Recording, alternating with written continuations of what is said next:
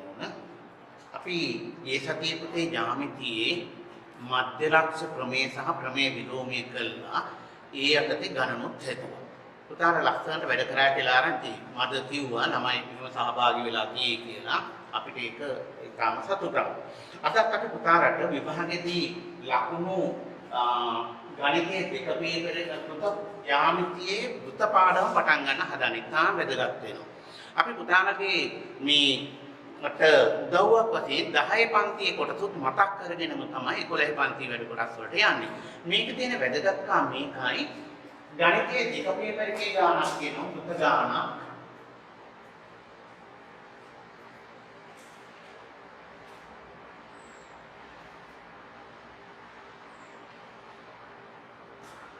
වෘත්ත පාඩමේ ගණිතයේ දෙක පේපර් එකේ ගණනක් දෙනවා එතෙන්ට දෙක ලකුණු 10යි. ගණිතයේ එක පේපර් එකේ ගණන් තුනක් දෙනවා එතෙන්ට ලකුණු 6යි. එතකොට ලකුණු 16ක කොටසක් තමයි උදාහරණ මේකේ හරි වැදගත් වෙනවා. නමුත් අවාසනාවකට වගේ ගොඩාක් ළමයි මේ ජ්‍යාමිතිය ගණන් අතාරිනවා. දෙවෙනි පේපර් එකේ වෘත්ත ගණන් අතාරිනවා. ඒකට හේතු සාධක කීපයක් තියෙනවා. ඒක දැන් මම යම්ස්තර කතා කරන්නේ නැහැ. කොහොම වුණත් පුතාලා මතක තියාගන්න දැන් මේක හරියට මේ ඒ ටික ඉගෙන ගත්තාම අපි හිතමු දෙවෙනි පේපර් එකේ ගානක් ඇරියා දෙවෙනි පේපර් එකේ ගණන් ටික හදා ගන්න පුළුවන්. මම කියන්නේ දෙවෙනි පේපර් එකේ ගාන අතාරින්න එපා. අනිවාර්යයෙන්ම හදන්න ඇති ඉස්සර ගන්න මම මේ ගාන කොහොම හරි හදනවා කියලා. වෘත්තවල අපි වෘත්ත ක්‍රමය කොටස් කීපයකට වෙන් කරනවා. එකක් තමයි වෘත්තයක ඥාන පිළිබඳ ක්‍රමය. ඊට තියෙන පුතාට ඉගෙන ගන්න ක්‍රමය දෙකක්. ඒ දවස්වල නම් ක්‍රමය හතරක් තිබුණා. දැන් දෙකයි පුතාලට තියෙන්නේ. දෙවෙනි එක වෘත්තයක කෝණ පිළිබඳ ක්‍රමය. ඊළඟට තියෙන ක්‍රමය තුනක්. තුන්වෙනි එක තියෙන වෘත්ත චතුරස්‍ර.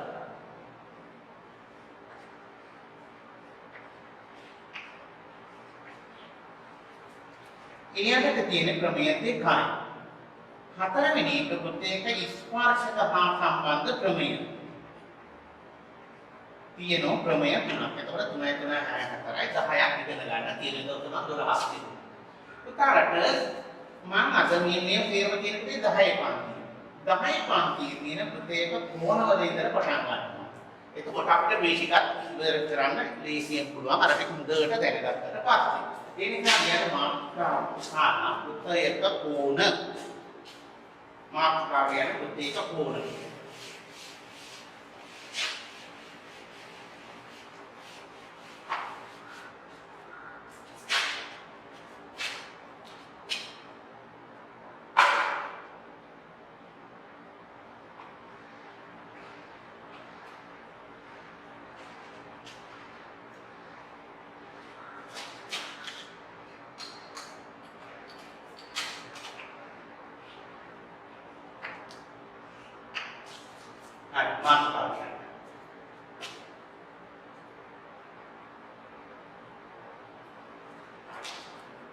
ඉස්සෙල්ලා මම පුතාලට හැඳින්වීම් ටික කරනවා. ඒ ඔන්න හැඳින්වීම් ටික කරාට පස්සේ ඒ ටික හොඳට බලා ගන්න ඕන. හොඳට මතක තියාගන්නත් ඕන හැඳින්වීම් ටික. දැන් අපි වෘත්තයක් ඇඳලා පස්සේ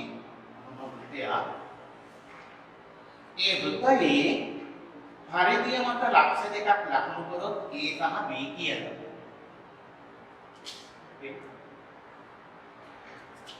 පරිධිය මත A සහ B කියලා ලක්ෂ දෙකක් ලකුණු කරොත් පුතේ A සිට B දක්වා වෘත්ත ඡාපයේ දිගේ මේ ක්‍රම දෙකක් තියෙනවා. එකක් මෙහෙම කෙටි මඟකින් මෙතෙන්ට එන්න පුළුවන්. අනිත් එක ඊට වඩා වැඩි මඟකින් මෙහෙම එන්න පුළුවන්. මේකට අපි කියනවා AB සුළු ඡාපය. මේකට කියන්නේ AB මහා ඡාපය. නම් ඔන්න ආරම්භක අවස්ථාවේදීම ඉගෙන ගන්න වචන දෙකක්. AB සුළු ඡාපය. AB මහා ඡාපය. මේකට අපි කියනවා ඡාපයකට කියනවා ආ කියලා. මේකට කියනවා මේජර් ආ. මේජර් ලොකු එක. මේකට මයිනර් ආ. හරි. එතකොට මේක අපි කියන්නේ AB මහා ඡාපය. ලියාගත්තා. මහා චාපය. මේකට කියන්නේ AB සුළුතර චාපය. AB සුළු චාපය.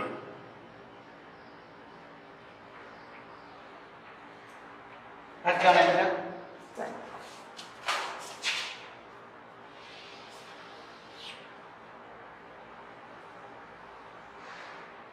तो क्या අපි හැඳින්වීම කරා සුළු ඡාපය මහා ඡාපය.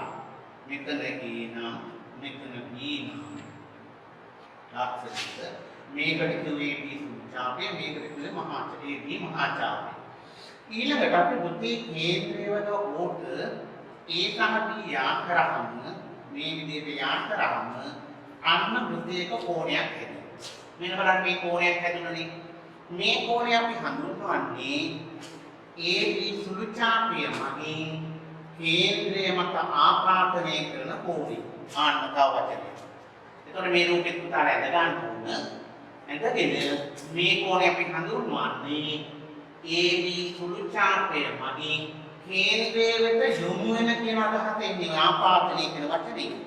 කේන්ද්‍රය මත ආපාතනය කරන කෝණය මෙන්න මේ කෝණය. ඒතර අපි කියා ගන්නවා AOB කෝණය සමානයි AB සුළු ඡාපය මගින්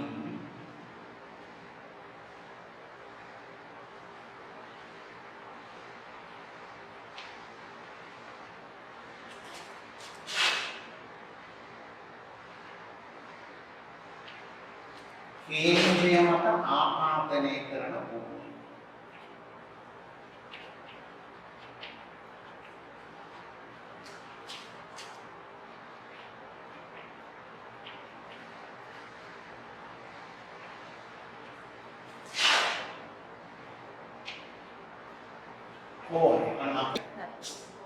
හරි ඊළඟට මම A සහ B යා කරනවා පරිධියට ඔන්නවා. අන්න බලන්න. එතකොට මෙතෙන්ට ආව කෝණයක්. මේක අපි හඳුන්වන්නේ AB සුළු ඡාපය මගින් පරිධිය මත ආපාතනය කරන කෝණය. ආශ්‍රය කරගන්න මේ කෝණය හැදුනේ මහා ඡාපය මත තමයි. නමුත් මේ කෝණය ආවේ සුළු ඡාපය පැත්තෙන්. ඒක අපි කියන්නේ ABB කෝණය හඳුන්වන්නේ AB සුළු ඡාපය මගින් පරිධිය මත ආපාතනය කරන කෝණය. කොහොමද දැන් ඒකත් ඇඳගන්න. ඒ රූපෙම ඇඳගන්න කමක් නැහැ. තවත් එකක් හඳින්න ඕනේ නැහැ. ඒක හඳුන්වන්න දැන්. ABB කෝණය සමානයි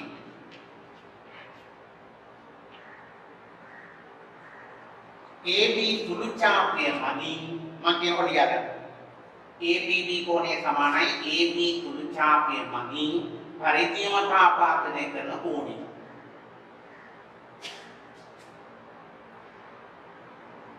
AB සුළු ඡාපය මගින් පරිධිය මත ආපාතනය කරන කෝණය.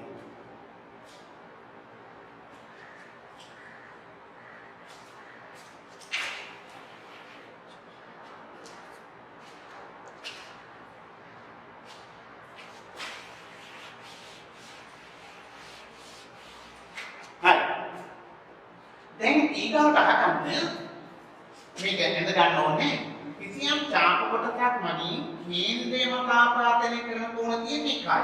නමුත් ඒ ඡාප කොටසෙම පරිධිය මත ආපාතනය කරන කෝණ අපිට ඕන තරම් ගන්න පුළුවන්. මෙහෙම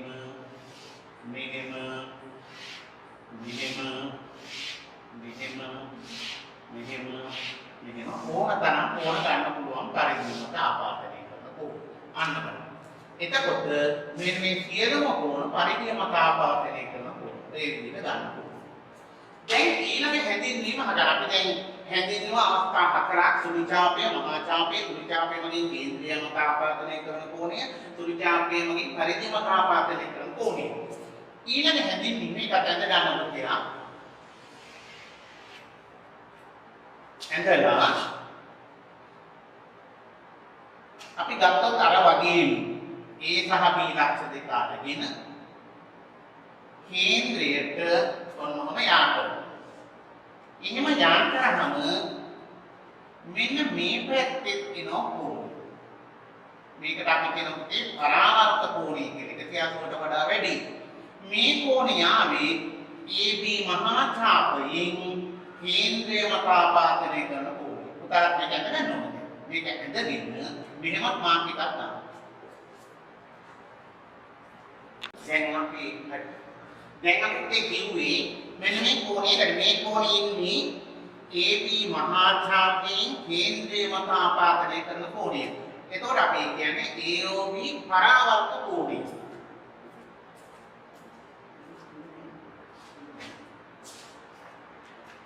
කියන්නේ AOB පරාවර්ත කෝණය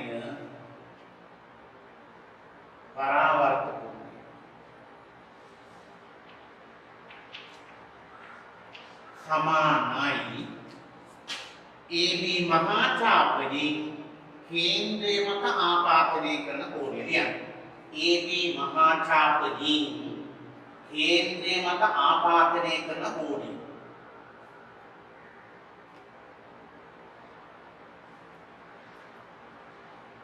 AB මහා ඡාපයෙන් කේන්ද්‍රය මත ආපාදනය කරන කෝණය.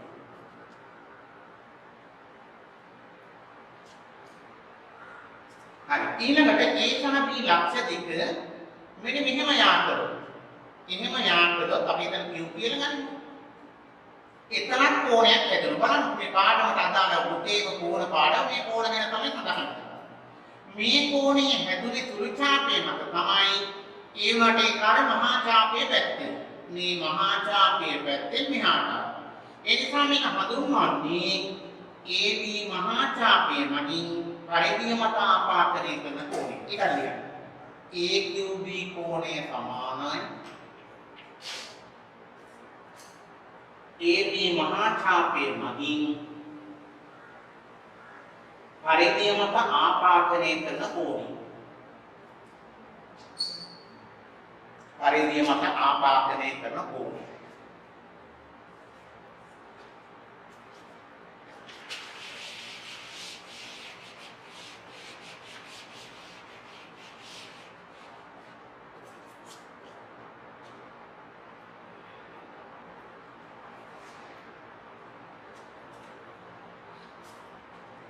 හරි. දැන් එහෙනම් තාම මතක් කරගන්න පිටේ අපි කරපු හැඳින්වීම් ටික. මොන මතකද කියලා බලන්න.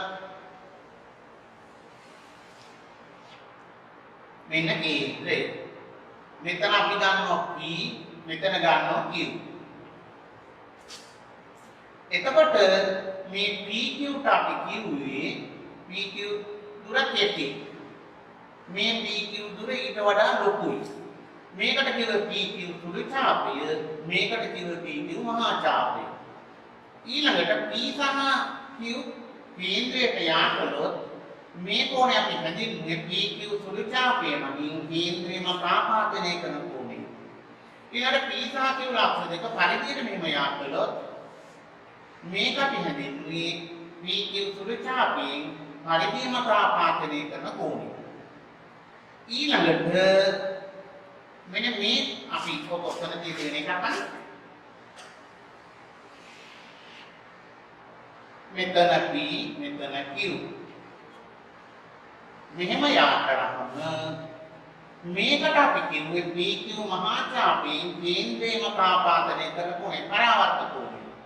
ඊළඟට P සහ Q මෙහෙම යා කරාම මේකට අපි කිව්වේ PQ මහා ඡාපයෙන් පරිධිය මත ආපාදනය කරනවා. ඔය ටික තමයි හැඳින්වෙන්නේ. දැන් එතකොට පුතාලට සුළු ඡාපයේ මහා ඡාපයේ කේන්ද්‍රය ආපත කෝණය පරිධිය ආපත කෝණය එතකොට පරාවර්ත කෝණය ඒක තේරෙම හොඳට හිතේ තැන්පත් වෙන්න ඕනේ. ඊට පස්සේ තමයි පාඩමේ අදාළ ක්‍රමයේ කතා කරන්න පුළුවන්. අපි හැඳින්වීම් ටික කරලා ඉවර වෙලා පුතේ මේ හොඳට මතක තියාගන්න දැන් ජ්‍යාමිතියේ ඒ පුතේක කෝණය යටතේ ප්‍රමේය තුනක් තියෙනවා. අපි මේ ප්‍රමේය තුන 10 පන්තිදී කරලා තියෙන්නේ. ඒ නිසා අපි ඉක්මනින් මතක් කරනවා. ප්‍රමේය සාධනය කිරීම එහෙම කරන්න යන්නේ නැහැ මෙතෙන්දී. ප්‍රමේය මතක් කරාට පස්සේ පුතාලා ප්‍රමේය කටපාඩමේ තියාගන්නවා. 10 පන්තියේ පාඩමක් වුණාට පුතේ මම පැහැදිලිවම කියනවා මේක ගොඩාක් වටින්නේ 11 පන්තිය. ගොඩක් වටිනා විභාගයට එන. ඒ නිසා පුතාලා මේ කියන ප්‍රමේය තුන මතකේ තියාගන්න, කටපාඩමේ තියාගන්න, භාවිතයට ගන්න. කෙටි පේපර් වලට දෙවෙනි පේපර් වලට එහෙම දෙකට වෙන නිසා භාවිතයට ගන්න ඕන. ඒ ක්‍රමයක් කියලා කියන්නේ ඒ සත්‍යතාවය. ක්‍රමයක් බොරු කරන්න පුළුවන් නම් පුතාලා ඒක ලොකු දෙයක්. ඒක ලොකු හැකියාවක්. පුතාලට බොරු කරන්න පුළුවන් නම් එහෙනම් බොරු කරලා අපිට කියන්න ඕන. පුතාලට අපි ඒ අවශ්‍ය තැන ලබා දෙනවා. එහෙම බොරු කරන්න බෑ. සත්‍යතාවයට තමයි ක්‍රමය කියලා කියන්නේ.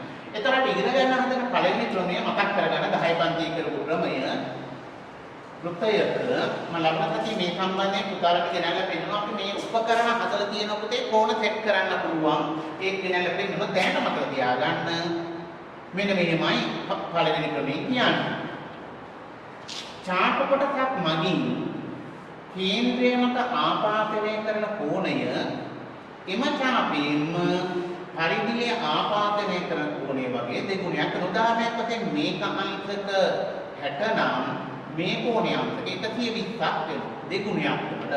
එතකොට මේක කොහොම වෙන්නත් පුතේ මේක එනවා. අපි දැන් උදාහරණයක් බෙදරද මේක කෝණ මෙන්න ගන්නවා. මේක සත්‍ය. ඔය සත්‍යතාවය අපි ක්‍රමයක් වශයෙන් ඉගෙන ගන්න. ඒ මොකද්ද ක්‍රමය? වෘත්තයක චාප කොටසක් මගින් කේන්ද්‍රය මත ආපාදනය කරන කෝණය පරිධිය මත ආපාදනය කරන කෝණය වගේ දෙගුණයක් වෙනවා. මේ සත්‍යතාවය කියන්නේ අනිත් පැත්තට ඇත්ත. අනිත් පැත්තට ඇත්ත. මහා චාපය. අපි ගත්තොත් මෙහෙම A සහ B මෙන්න මහා චාපේ කේන්ද්‍රය මත ආපාදනය කරන කෝණය. මෙන්න පරිධිය මත ආපාදනය කරන කෝණය. මේ කෝණයගේ අංශක 100 නම් මේ කෝණයේ අංශක 200. අන්න මේ සත්‍යයි අපි ක්‍රමයේ ලියන්න පළවෙනි ක්‍රමය.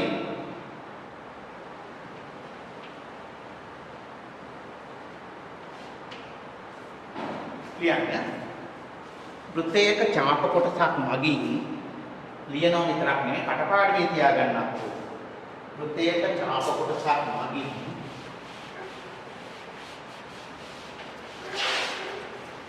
කේන්ද්‍රය ආපාදනය කරන කෝණය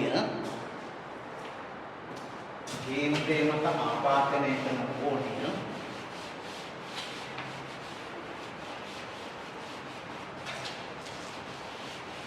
පරිධිය මත ආපාදනය කරන කෝණයෙන් දෙගුණයක් වේ.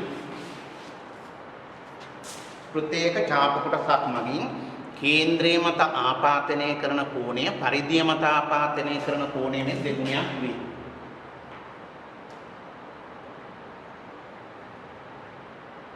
දැන් පුතාලා කඩගාලව කටපාඩම් කරගන්න ඕනේ. අපි ලබන සතිය ගන්න පුතාලා කටපාඩම.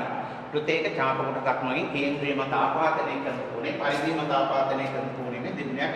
මේ ප්‍රමේය සාධනය කරන්න පුළුවන්. ඒක 10 පන්තියේ තියෙන පුතාලා දැනට සාධනය කරන්න ඕනේ නෑ. ප්‍රමේයෙන් කියන දේ පොඩි මාර්ක් එකක් දාගන්න රූප සටහනක් ඇඳලා දෙන්න.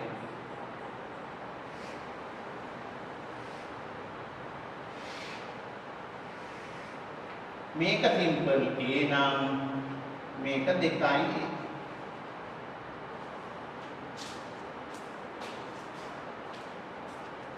હવે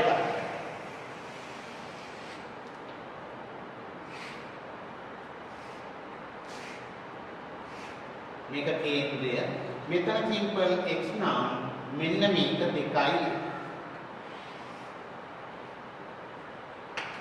මේ ප්‍රමේය සාධනය කරන්න පුළුවන්. ප්‍රමේයක් වශයෙන් සාධනය කරන්න පුළුවන්.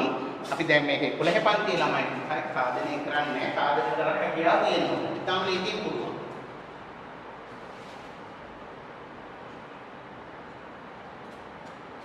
දැන් පුතා ඊළඟට ලෝභ නැතුව බුද්ධියක් ගන්න. තව කට්ටිය හිමාලයේ ලස්සන ලෝභ නැතුව පුතේ ලෝභකමට අදින්න එපා. ලෝභ නැතුව අදින්න බුද්ධියක්.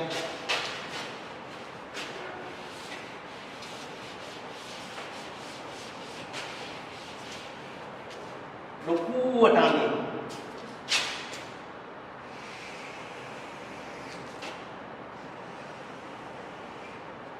ඇඳලා කේන්ද්‍රය හරියට මාර්ක් කරනවා. මාර්ක් කරලා මෙන්න මෙහෙම මේක A මේක B. අපි මෙහෙම කියනවා. B කෝණමානය අරගෙන මේ කෝණෙ වනින්න මේක වනින්න. නිවැරදිව මනින්න ඕන. සමහර කෝණමානයේ කෝණ මනිනකොට අංශක 60 තියෙන තැන 120ක් තියෙනෝනේ. 60 වෙනකොට 120 ලියන්නමයි ඉන්නේ. අංශක 80 තියෙන තැන තියෙනවා 100ක්. එතකොට 80ට වෙනකොට 100 ලියන්නමයි ඉන්නේ. ඒක නෙවෙයි නිවැරදිව මනින්න මෙනලා ඔය කියන කතාව බොරු වුණොත් අපිට දන්නවන්න ඕන. මෙතන අංශක 50 නම් මෙතන අංශක 100. ඒක බොරු නම් එහෙම නැත්නම් අපිට වහාම කියන්න ඕන. මොන ආර්ගමෙක ඉස්කෝලේට දාන්න.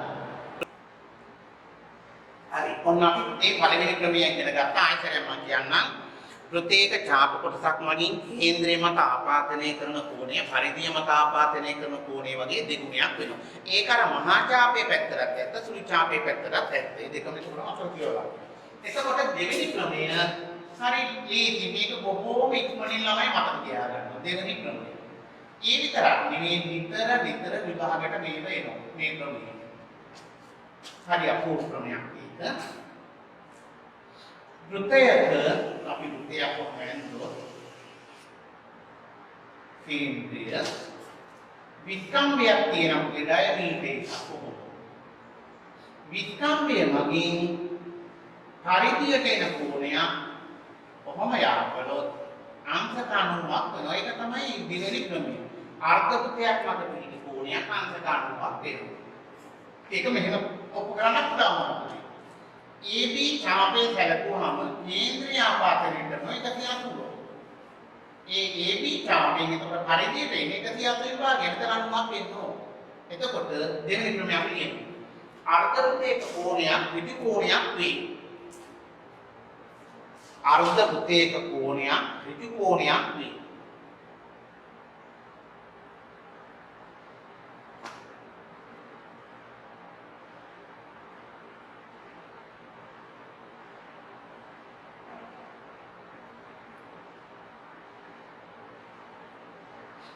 දැන් පුතාලා වෘත්තයක් අඳින්න. මෙහෙම වෘත්තයක් ඇඳලා අඳින විස්කම්භය. අක්කලා. හරිසර කමට අඳින්න. විස්කම්භය ඇඳලා ඊට පස්සේ පරිධියට මෙහෙම යාකරනවා. යාකරලා කෝණමාන කියලා බලන්න හැබැයි මෙතන 90ද කියලා. ලස්සනට 90ක් තියෙනවා. කෝණමාන කියලා බලන්න.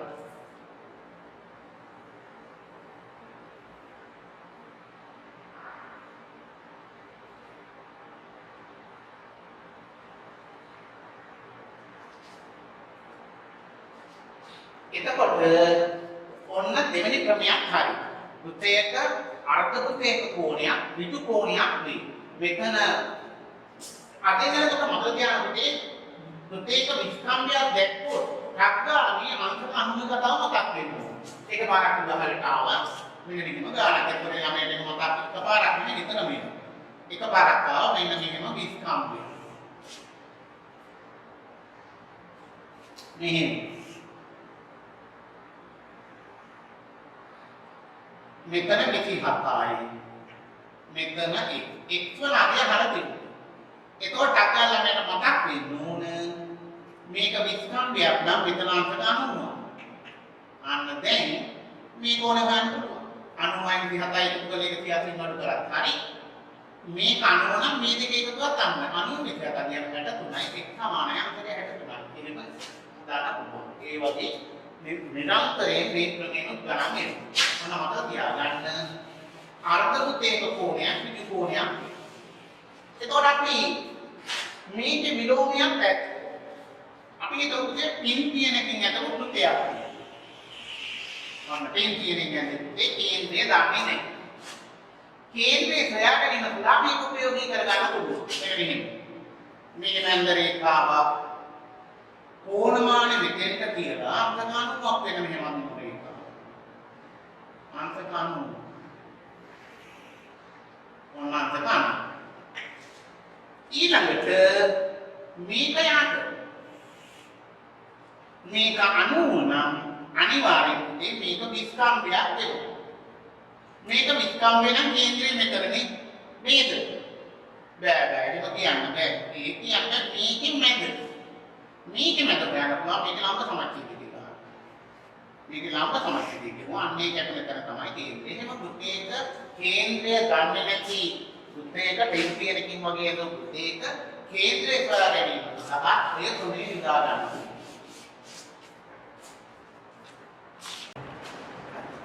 දැන් පුතේ අපි ක්‍රමය තුනක් තියෙනවා. මේ ක්‍රමය තුන්වෙනි ක්‍රමය මතක් කරගන්න කලින් අපි එතන වෘත්ත ඛණ්ඩය කියන එක. කියන මාතෘකාව පුතේ වෘත්ත ඛණ්ඩය.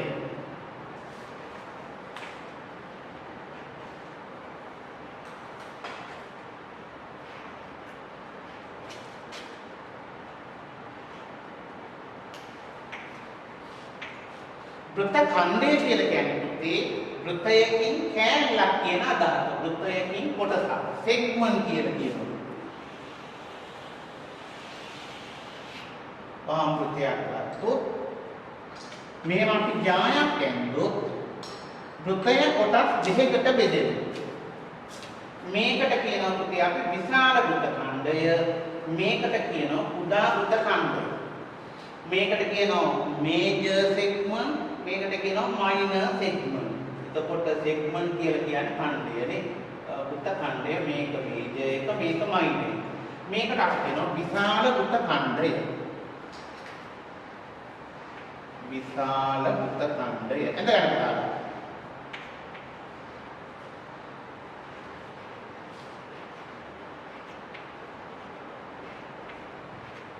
මේ විශාල වෘත්ත ඛණ්ඩය කියන්නේ පුතේ මෙන්න මේ ටිකට. එතන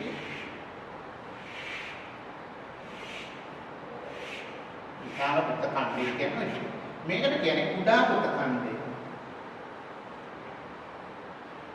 කුඩා වෘත්ත ඛණ්ඩය.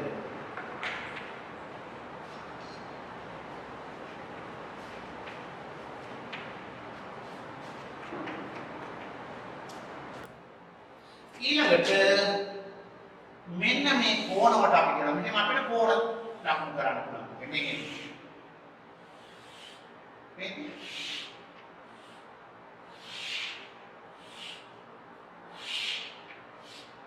මෙන්න මෙන්න මේ කෝණවට අපි කියනවා එකම වෘත්ත ඛණ්ඩයේ පිහිටි කෝණ කියනවා.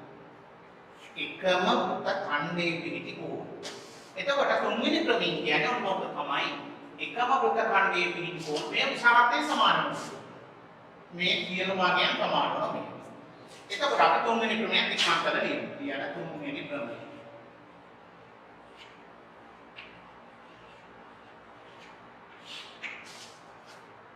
එකම වෘත්ත ඛණ්ඩයේ පිහිටි කෝණ සමාන වේ.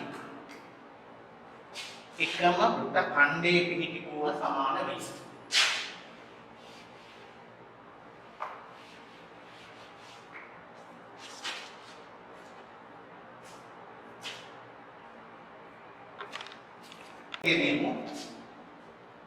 තුන්වෙනි ක්‍රමය එකම වෘත්ත ඛණ්ඩයේ පිහිටි කෝණ සමාන වේ.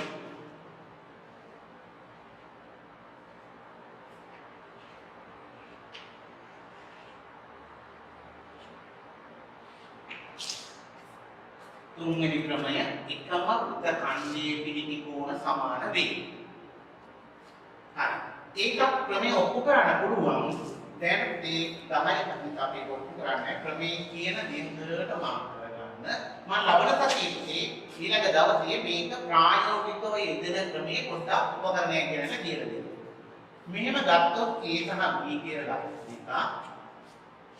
මෙහෙම පරිධියට මේකෙන් එන කෝණ දෙක සමාන වෙනවා. ඕන දෙක නෙවෙයි ඕන තරම් කෝණ සමානයි. මෙන්න මේ කෝණය සමානයි මේ කෝණය. එතකොට ලියන්න. AB චාපයෙන් පරිධියට යන මේ කෝණය එක සමානයි. එම චාපයෙන් පරිධියට යන මේ කෝණය. ABB කෝණය සමානයි. AQB කෝණය එකම ඛණ්ඩයේ කෝණ. එකම ඛණ්ඩයේ කෝණ. ඒ වගේම පුතා තව එකක් දකින්න මෙන්න මේ චාපය. මේකේ සුළු චාපය. ඒකෙන් පරිධිය වෙනවා මෙහි. මෙන්න මේ. ඒක සමානයි කියම සුළු චාපයෙන් පරිධිය වෙනවා මෙහි. මේ කෝණ දෙකක් සමානයි. ඒක තමයි PAQ සමානයි PBQ. ඒකට අපි කියන්නේ එකම ඛණ්ඩයේ කෝණ කියලා.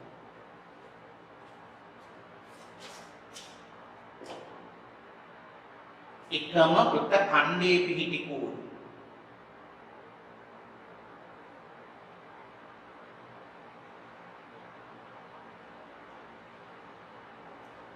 දැන් අපි එකම වෘත්ත ඛණ්ඩයේ කෝණ තෝරන්නේ චුට්ටක් අවසානයෙන් අපි බලමු චුට්ටක්. තමයි මේ පොඩි ප්‍රශ්නයක් වෙන අපි හිතමු මෙහෙම.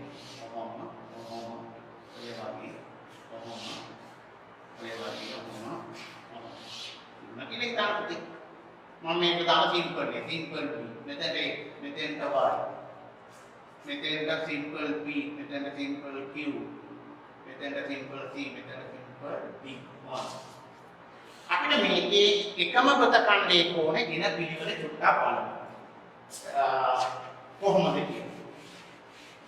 අපි හිතමු සිම්පල් A ට සමාන එකම ප්‍රතිකණ්ඩේ කෝණේ තෝරන්න කිව්වොත් सिंपल A कोणी හැදිච්ච විදිය බලන්න. මෙන්න A.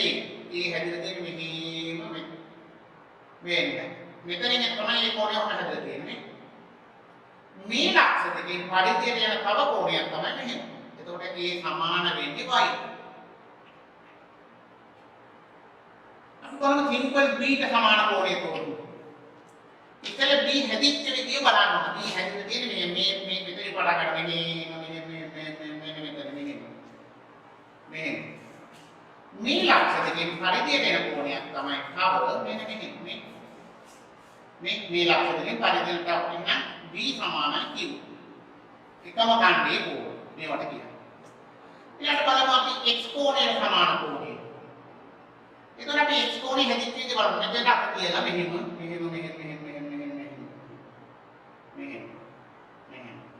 මේ ලක්ෂ දෙකෙන් පරිධියට එනවා මෙතන C. එහෙනම් x සමානයි c. තව එකක් ඉතුරු වෙලා තියෙනවා සිම්පල් p සමාන කෝණය. කල්පනා කරලා p ට සමාන කෝණය තනියම සිම්පල් p ට සමාන කෝණය. තර අර වගේ p හැදිච්ච විදිය බලන්න මෙහෙම. මේ p හැදිච්ච එතනින් පරිදි වෙනවා මෙහෙම. එහෙනම් p සමානයි d. එතකොට එහෙනම් පුතා ඒ විදිහට කෝණ සයන් පුළුවන් මේ ප්‍රමේය තුන මතක තියාගන්න ඕන ලබන සතිය ගණන් හදන්න මම ආයතන ප්‍රමේය තුන කියනවා වෘත්තයක චාප කොටසක් වලින් කේන්ද්‍රයේ මත ආපාදනය කරන කෝණය පරිධිය මත ආපාදනය කරන කෝණය වගේ දෙගුණයක් වෙනවා අර්ධ වෘත්තයේ කෝණයක් වෙනවා එකම වෘත්ත ඛණ්ඩයේ කෝණ සමාන වෙනවා පුතේ පුතාලගේ ලංකාවේ අපේ මේ ලංකාවේ ඥානිතිය විසඳනකොට මම හිතුව මේක පෙන්නන්නව කියලා ඒ කාලේ ඥානිතිය කියලා පේපර් එකක් වෙනමම තිබුණා.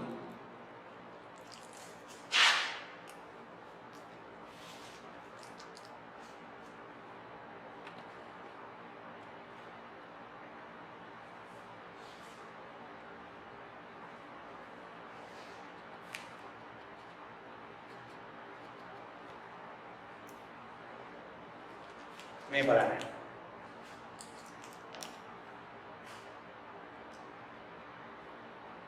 මේ ඔරිජිනල්ම පේපර් එකක් උතේ මේ බොහෝම ප්‍රවේශමින් මේක මේ ආරක්ෂා කරගෙන තියාගෙන ඉන්නේ මේකේ තියෙන්නේ මුළුමනින්ම ජ්‍යාමිතිය. එහෙම තිබිච්ච රටක් උතේ මේ ජ්‍යාමිතිය. අද මොකද තත්ත්වය? අද රූප සටහනක් හඳ ගැනීම පවා ළමයි සමහර අය කම්මැලි. ඒක පුතාලගේ වැරද්දම නෙමෙයි. ඒක මම බය නැතුව කියනවා. පුතාලගේම වැරද්දම නෙමෙයි. එතකොට එහෙම තිබිච්ච රටේ මොන අද තත්ත්ව ජ්‍යාමිතියට ගිය කාලේ එතකොට දැන් පුතාලා මතක තියාගන්න එහෙම යාමිතිය අපහසුයි අමාරුයි කියන හැඟීම හිතෙන් අයින් කරලා මේ කොටස් ටික ඉගෙන ගන්න. ඔතන ළමතුනේ ලකුණු 16ක් එනවා කියන. ඒ ලකුණු 16 ලබා ගැනීම සඳහා අපි මේ වැඩ පිළිවෙල කරගෙන යමු. මට කිව්ව මේ යාමිතිය කොටස කරලා දෙන්න කියලා. ඒකයි මම පුතාලාගේ ඉස්කෝලේට ආවේ. මේ ඒ ලැබිච්ච ඉඳ තියෙන වෙලාවට අපේ කොටස් ටික කරලා පුතාලාගේ ගණිත දැනීම දියුණු කරගෙන ගණිතයේ මේක සාමාර්ථයක් ගන්නවා වගේම ඉහළ පන්තිවලදී උසස් පෙළ විභාගයේ විශ්වවිද්‍යාල වරම් ලැබීම සඳහා මේ ඥානතිය ඉගෙන ගත්තාම පුතාලට තරඟ විභාගවලදී බඳවතක් කියපු වගේ ලොකු හැකියාවක් ලැබුණා. ඒ නිසා ඒක මුලින් ඉගෙන ගන්න. හරි එහෙනම් පුතාලට ආයෙත්